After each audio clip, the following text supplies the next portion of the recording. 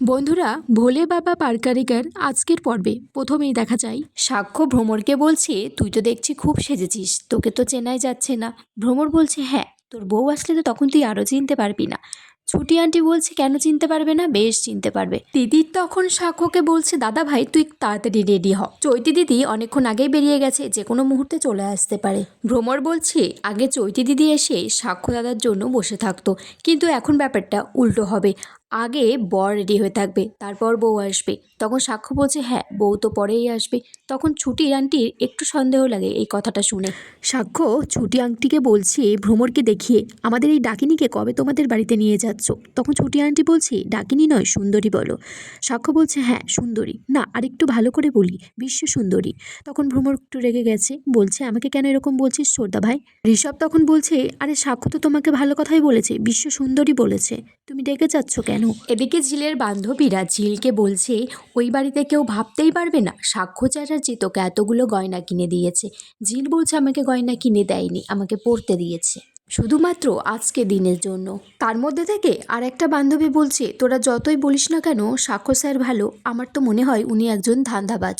ওরা আসলে ভয় পাচ্ছে, যদি বস্তির লোক গিয়ে ওদের বাড়িতে কোনো রকম ঝামেলা করে, তাই তো ওরা ঝিলকেও বললো সেজে গুজে যেতে, আর সাথে আমাদেরকেও বললো। ঝিল বলছে, ঠিকই তো হয়েছে, যে যাকে ভালোবাসে যত তাড়াতাড়ি সম্ভব তার কাছে গিয়ে থাকতে পারলেই ভালো। তখন বান্ধবীরা বলছে, ঝিল তুই মন খারাপ করিস না। ঝিল বলছে, বোকা বোকা কথা বলিস না, আমি মন খারাপ কেন করতে যাব, চল আমাদের দেরি হয়ে গেছে, এবারে বেরোতে হবে। ভ্রমর তারপর সাক্ষ্যকে বলছে, আয় ছোটদা ভাই বস, তোর চন্দনটা পরিয়ে দিই। এদিকে ঋষভ সাক্ষ্যকে বলছে, অর্ণদা কেন এলো না? তখন সাক্ষ্য বলছে, অর্ণদা এমন একটা কাজ করেছে এই বাড়িতে কেউ তাকে মেনে নেয়নি, পরে ব্যাপারটা যদিও সবাই বুঝতে পারবে। ভ্রমর তখন বলছে, অর্ণদা যে কাজটা করেছে আর যেই অ্যাকসেপ্ট করুক, দাদা ভাই অন্তত এটা মেনে নেবে না। সাক্ষ্য বলছে, দাদা ভাই আসলে একটা বিবাহিত মহিলার সাথে জড়িয়ে পড়েছিলেন এবং তার সাথেই সে সংসার করতে চায়, কিন্তু বাড়িতে কেউ মেনে নিচ্ছে না। এটা তো আজকের দিনে দাঁড়িয়ে কোনো ভুল না ছুটি আন্টি। সব সময় তো সবাই 100% ঠিক হয় না, আর একটা ফ্যামিলিতে সবাই তো সমান হয় না। তিতির তারপর বলছে, আমি তো বিয়েই করব না। ছুটি আন্টি বলছে, কেন? বলছে, আমি যে ছেলেটাকে পছন্দ করেছিলাম তাকে অন্য একটা মেয়ে নিয়ে গেছে।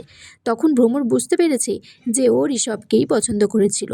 এদিকে সবাই রেডি হয়ে সাক্ষ্যকে নিয়ে ঢাক ঢোল নিয়ে বেরিয়ে পড়েছে। নীলাঞ্জন তো একটু রেগে আছে, বলছে, এসব ঢাক ঢোল বাড়াবাড়ি বন্ধ করো, তাড়াতাড়ি এগুলো শেষ করো। তখন সাক্ষ্যকে বলছি, তোমার একটু লজ্জা হচ্ছে না? তুমি কিছুদিন আগে একটা মেয়েকে ডিভোর্স দিলে, আর আজকে নাচতে নাচতে বিয়ে করতে চলেছো। বন্ধুরা, তারপর সাক্ষ্যর মা বলছে, তো যে আসছে তাকে তো বরণ করবে, বলছি মেনে নাও এটা। কিন্তু সাক্ষ্যর বাবা নীলাঞ্জন বলছে, যে যাকে বিদায় দিয়েছি, বিসর্জন দিয়েছি, সেটাই তো ভুলতে পারছি না, তাহলে বরণ কিভাবে করব? তারপর গাড়িতে করে সবাই বেরিয়ে পড়েছে বিয়ের জন্য, হই হুল্লোড় করে। আর এখানেই আজকের পর্ব শেষ হয়ে যায় বন্ধুরা।